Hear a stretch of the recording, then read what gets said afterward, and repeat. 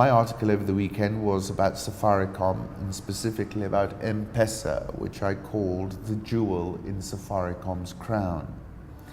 Safaricom reported full-year earnings last Friday. The centrality of Safaricom in the lives of Kenyans and to the Nairobi Securities Exchange cannot be gainsaid. Safaricom represents around 47.9% of the NSE's total value of $23.304 billion. Bob Collymore has presided over a more than 400% increase in the share price during his tenure, and if you care to roll in the dividend payments over that period, the return is juiced further.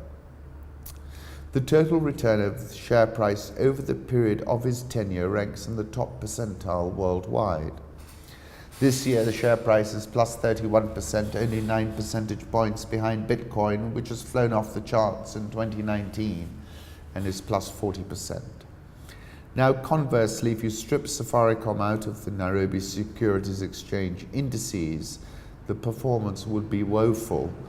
Therefore, the earnings release is a very big deal.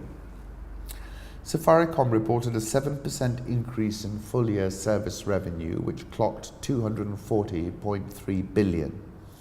Voice remains the single biggest revenue line item, $95.94 billion, and expanded 0.3%, whilst prices dropped 10% year on year.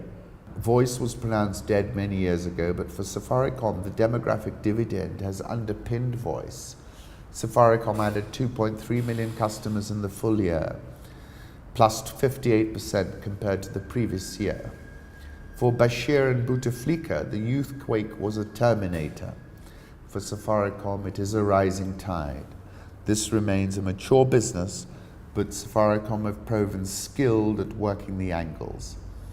SMS revenue declined 1.3% to $17.5 billion. Full-year mobile data revenue grew 6.4% to $38.69 billion.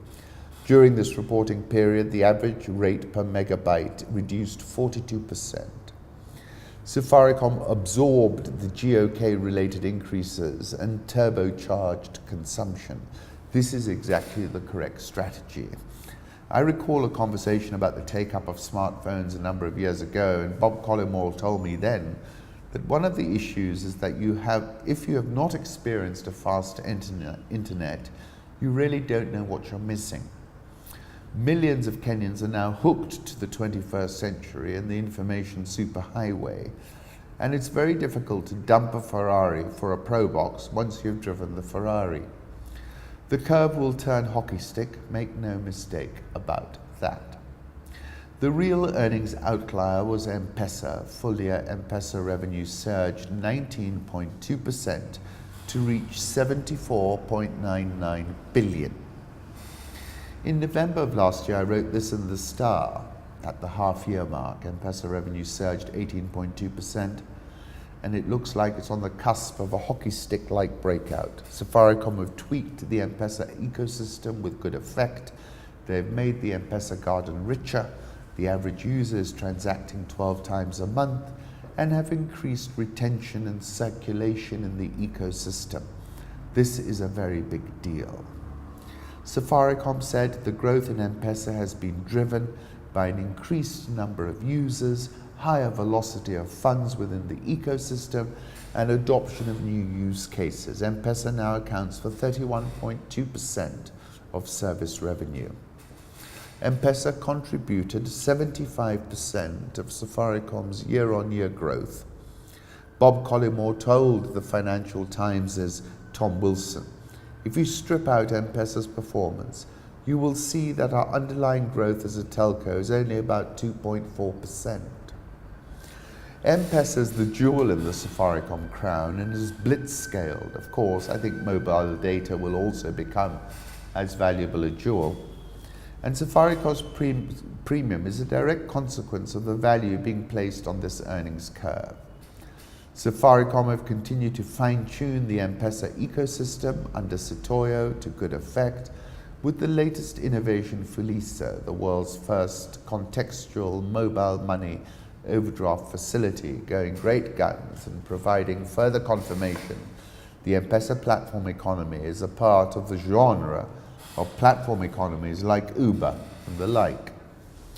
Safaricom predicted that within 3 years, its pioneering digital payments business M-Pesa will generate more revenue than all other parts of the business combined.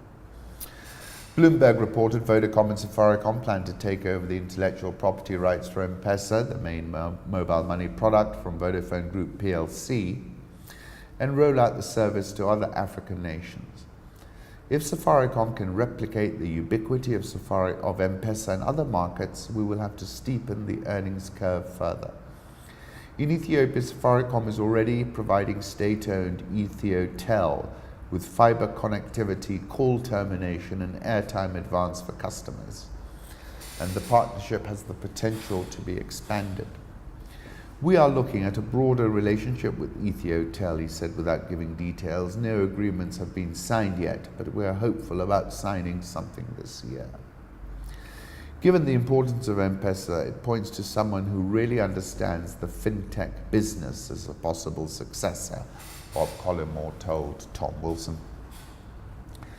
The dividend payout was £1.25 plus 13.636% and a special dividend of 62 cents. And as I said, the balance sheet is seriously bulletproof. Interestingly, Bob was asked about Huawei and said Safaricom's policy is not going to be driven by President Trump's foreign policy. The link is there for any share price data or results-related information you might require.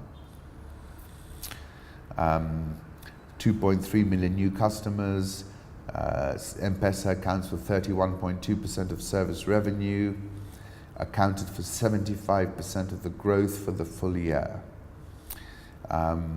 However, Bloomberg is reporting Tracy Kivunyu, a senior analyst with Telima Markets, who said the guidance for 2019-2020 earnings is weak. That's worrying. They always start low and then upgrade.